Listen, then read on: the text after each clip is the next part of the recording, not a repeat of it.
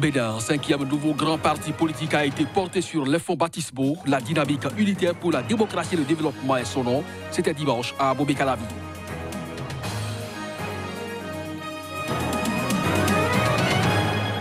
Les autorités du Niger nourrissent des craintes pour le début de l'année 2019. Le ministre de la Défense a déclaré samedi redouter des attaques du groupe djihadiste Boko Haram contre des forces nigériennes. Le viol est en expansion en Sierra Leone. Le phénomène a fait des milliers de victimes depuis le début de l'année. Face à la situation, le président veut durcir les peines pour les auteurs des violences sexuelles qui devraient être condamnés à vie. Ravi de vous retrouver, mesdames, messieurs, bonjour et bienvenue dans cette session d'information au Bénin. Un cinquième nouveau grand parti politique, soutien du chef de l'État en exercice, Patrice Talon, a été porté sur les fonds baptismaux. Il a pour dénomination la DUD, entendez, la dynamique unitaire pour la démocratie et le développement. C'était dimanche à Bobé-Calavi, la deuxième ville la plus peuplée du pays. Plus de précisions à travers cet élément. Derrière cette foule compacte, une trentaine de formations politiques, toutes soutenant le régime au pouvoir, mais décidées à aller à la conquête des sièges de l'Assemblée nationale sans abhorrer les couleurs des progressistes et républicains. Elles se réclament plutôt les porte-flambeaux du nouveau-né politique, la dynamique unitaire pour la démocratie et le développement, la DUD, avec pour leader le premier questeur de l'Assemblée nationale, Valentin Aditi-Roulé. Notre puissant logo, matérialisé par une paire de lunettes, encerclé par 12 étoiles dorées représentant les 12 départements de notre pays. Cette paire de lunettes, symbole de prospection, permettra à notre vaillant et laborieux peuple de mieux voir aux fins d'opérer une veille citoyenne, une gestion optimale des ressources humaines, une meilleure gouvernance administrative et financière des précieuses ressources économiques de notre pays. Notre bloc se veut un creuset de critiques pratiques et de suggestions concrètes et surtout objectives dans l'intérêt supérieur de la nation. La DUD se veut une force alternative avec une oreille particulièrement attentive pour les plus fragiles de la société.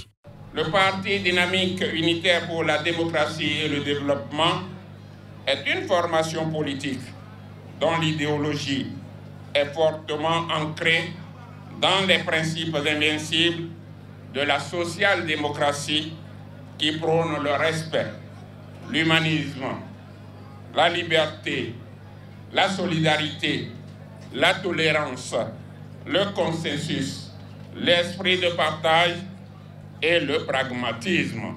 Nous accompagnons le chef de l'État parce qu'il a de l'ambition pour ce pays, mais nous devons de lui rappeler constamment, avec les moyens et les formes adaptées, que l'autorité se fonde sur la raison, que l'état de l'opinion est à prendre en compte, que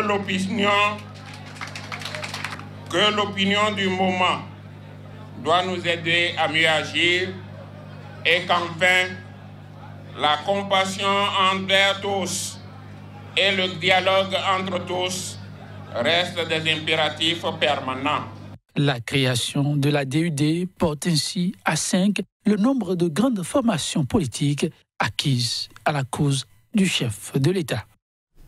Les autorités du Niger nourrissent des craintes pour le début de l'année 2019. Le ministre de la Défense a déclaré samedi redouter des attaques du groupe djihadiste Boko Haram contre les forces de défense et de sécurité du Niger. Kalla Moutari, ministre de la Défense du Niger, a fait l'annonce de possibles attentats début 2019 ayant pour cible les forces nigériennes. Dans l'objectif de canaliser ce potentiel danger, l'autorité souhaite former des forces spéciales contre les terroristes. Le ministre a rappelé la situation préoccupante au Nigeria voisin où des bases militaires ont été défaites récemment par Boko Haram. En effet, les combattants de ce groupe ont pu se ravitailler en matériel, un signe précurseur. Le Niger est donc appelé à se préparer à la riposte, surtout que la période visée correspond au début du retrait des eaux d'une rivière formant une frontière naturelle entre le Niger et le Nigeria et qui entrave les incursions des insurgés nigériens sur le sol nigérien. Le ministre a également estimé qu'une armée classique ne pourra peut-être pas venir à bout de Boko Haram et annoncé que le Niger a décidé de faire former sur place ses forces spéciales par les armées de France, d'Italie et des États-Unis. Au cours de la dernière campagne que la force mixte multinationale a menée dans le lit du lac Tchad, 370 combattants de Boko Haram ont été tués et une centaine ont été arrêtés vivants. La région de Difa, qui compte 600 000 habitants, abrite plus de 300 000 réfugiés et déplacés en raison des attaques de Boko Haram, selon des ONG. Toujours au Niger, le fisc bat son plein. Le plus important opérateur de télécom du pays vient d'être frappé. Les autorités nigériennes ont en effet ordonné la fermeture des locaux à Niamey de RTL Niger pour non-paiement d'impôts. Le temps semble mauvais pour les acteurs GSM opérant au Niger. La Direction générale des impôts a ordonné la fermeture des locaux professionnels de Celtel Niger intervenant sous la marque RTL. À la base, des réclamations d'impôts qu'RTL Niger conteste. L'entreprise argumente. En octobre 2018, un redressement fiscal lui avait été notifié.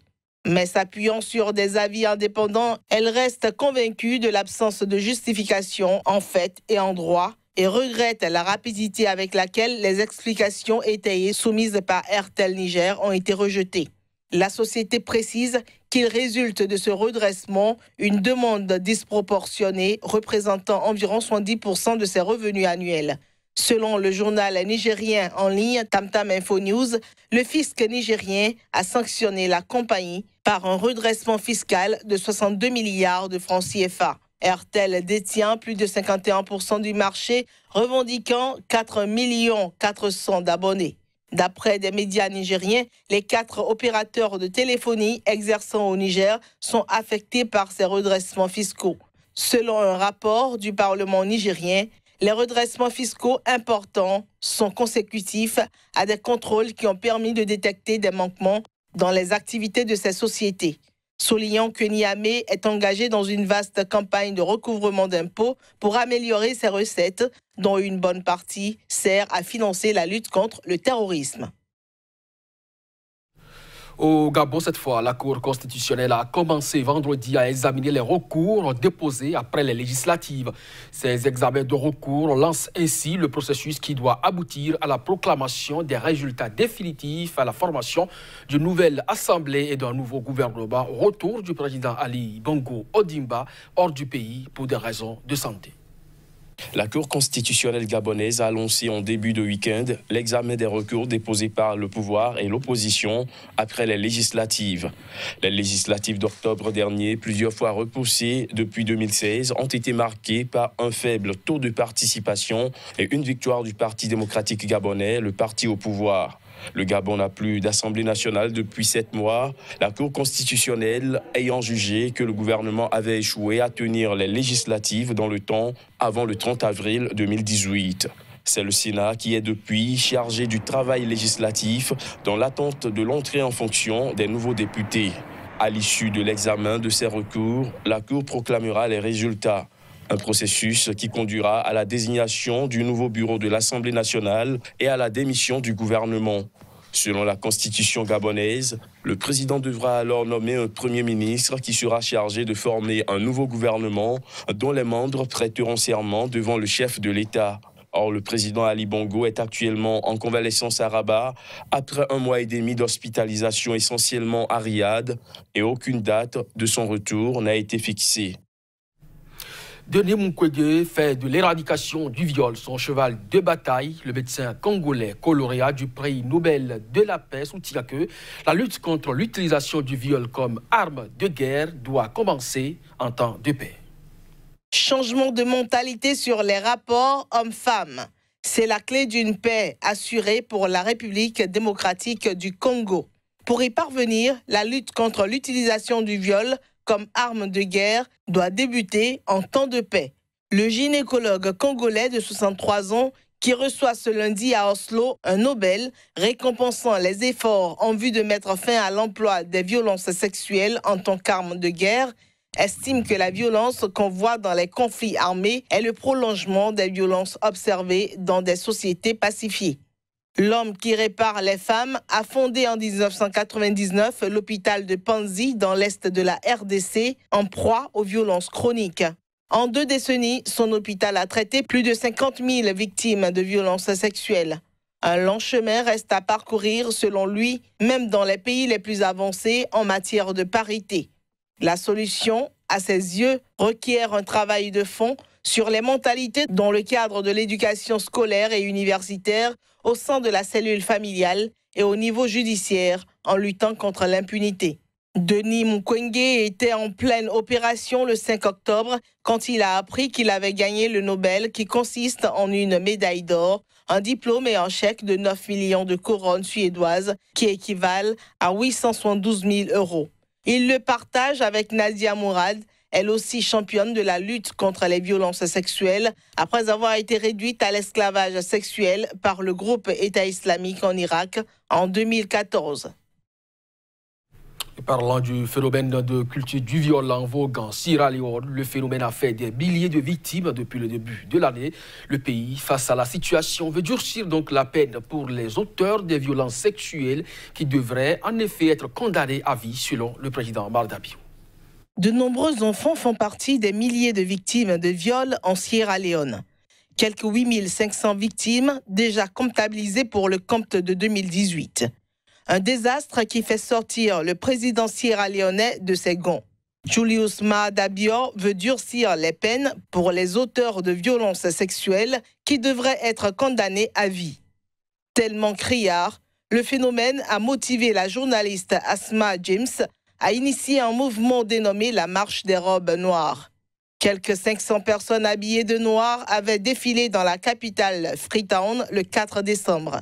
Selon les statistiques de la police, le nombre de cas de violences sexuelles a doublé en 1 an en Sierra Leone. Les 3/4 des victimes sont des mineurs de moins de 15 ans, dont certaines âgées d'à peine 7 mois, et quelques 150 jeunes femmes en moyenne tombent enceintes chaque mois des suites d'un viol, selon l'association locale Rainbow Initiative.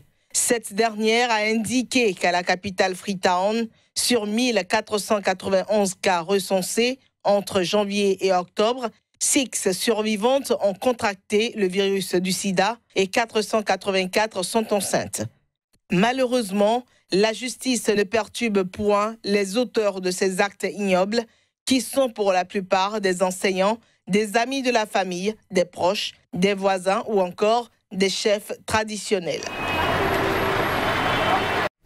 Voilà cette information qui referme ce journal. Merci à vous de nous avoir suivis. Très bonne journée en compagnie des programmes de SICA. À très bientôt.